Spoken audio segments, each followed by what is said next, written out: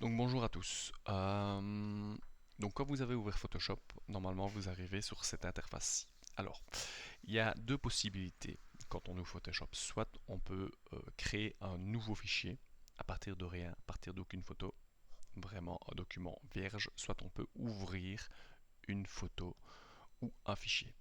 Alors nous, ici, on va commencer par ouvrir, pas par ouvrir, pardon, on va faire un nouveau fichier. Je vais vous montrer comment faire. Donc vous allez sur Nouveau fichier, vous cliquez dessus, et là, normalement, vous avez une nouvelle fenêtre qui va s'ouvrir avec une série de préconfigurations A4.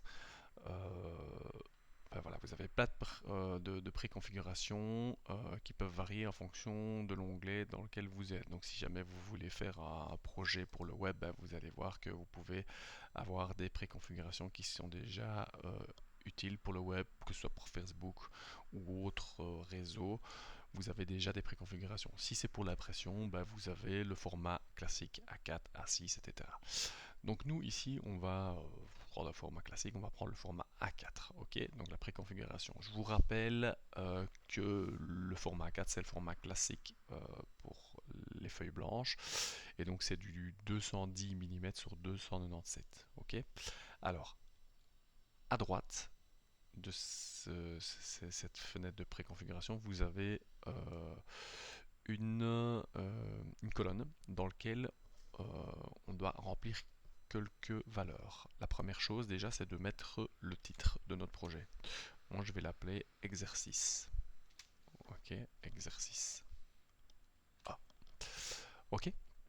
Alors, ensuite j'ai la possibilité de modifier la largeur et la longueur. Et la hauteur, pardon. Bon, alors ici j'ai pris une configuration, donc normalement je ne devrais pas y toucher. Mais si vous voulez mettre une hauteur de 400 mm par exemple, vous pouvez mettre 400 mm de hauteur. Ça dépend de- du projet que vous voulez faire, ok. Mais forcément ça correspondra plus à la préconfiguration qu'on a utilisée. Moi je vais remettre 297, mais voilà, sachez que vous pouvez le changer. Alors, si vous avez remarqué, ici c'est des millimètres. Ça se fait en millimètres, mais on pourrait très bien changer la valeur métrique et mettre des pixels ou des centimètres, des pouces, des points. Voilà, il y a plusieurs types de valeurs métriques. Sachez que souvent on utilise les millimètres ou les pixels. Ça dépend un peu pourquoi destiner notre projet, mais moi je le laisse souvent en millimètres. Euh, donc voilà, ça c'est un peu tout à chacun. Ensuite, on peut choisir l'orientation.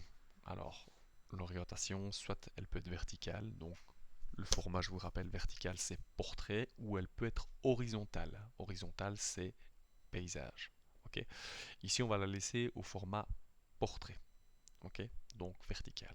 Mais on aurait très bien pu la mettre au format horizontal. Ça dépend un peu ce à quoi est destiné notre projet. Ensuite, on a la résolution. La résolution, c'est le nombre de pixels par pouce. Donc un pouce, c'est un petit carré de 2,58 sur 2,58. Et donc du coup, c'est le nombre de pixels qu'il y a dans ce petit carré. Alors plus il y a de pixels, plus notre image sera de bonne qualité. Moins il y a de pixels, moins elle sera de bonne qualité. Ok. Donc, sachez juste qu'il faut simplement retenir que pour de l'impression, une résolution de 300, il faut au moins une résolution de 300 pixels par pouce. Si jamais notre projet est destiné à être projeté sur un ordinateur, eh ben 72 c'est très bien aussi. Ça va. Ensuite, on a le mode colorimétrique. Pareil, le mode colorimétrique, il y en a plusieurs. Si je clique, vous allez voir qu'il y a plusieurs modes colorimétriques. Retenez simplement deux modes colorimétriques majeurs. Le RVB, encore une fois, le RVB, ce sera pour tout ce qui est projection de notre photo ou notre projet sur un ordinateur ou sur un écran. Et le CMJN, ce sera pour tout ce qui est l'impression chez l'imprimeur. Ça va. Donc si jamais vous faites un document qui sera destiné à être imprimé, mettez un mode colorimétrique CMJN, c'est hyper important. Ok. Par contre, si c'est pour être projeté, mettez-le en RVB. Ça va.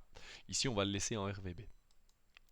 Ensuite, on a le nombre de bits de notre image. Là, on ne va pas y toucher, on y reviendra un peu plus tard, mais on va le laisser sur 8 actuellement. Ensuite, on a notre contenu de l'arrière-plan. On a plusieurs possibilités, donc on peut modifier l'arrière-plan. Soit il peut être blanc, soit il peut être noir, transparent ou personnalisé.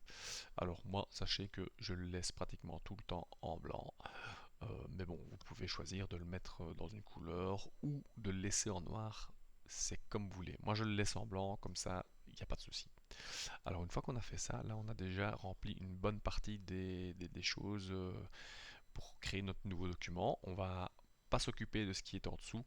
On va le laisser comme ça pour le moment et on va créer notre nouveau projet. Vous allez voir que ça va créer un document, ici en l'occurrence A4.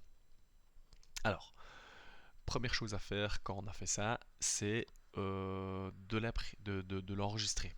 Avant d'aller plus loin, on va l'enregistrer. Donc pour enregistrer, il suffit simplement d'aller dans le petit onglet fichier ici au-dessus et vous allez sur enregistrer sous, un peu comme un document Word. Ok.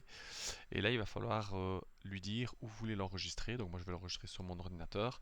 Je vais l'enregistrer sur mon bureau et je vais mettre exercice A. Il est déjà mis, forcément. Et je vais bien l'enregistrer au format Photoshop.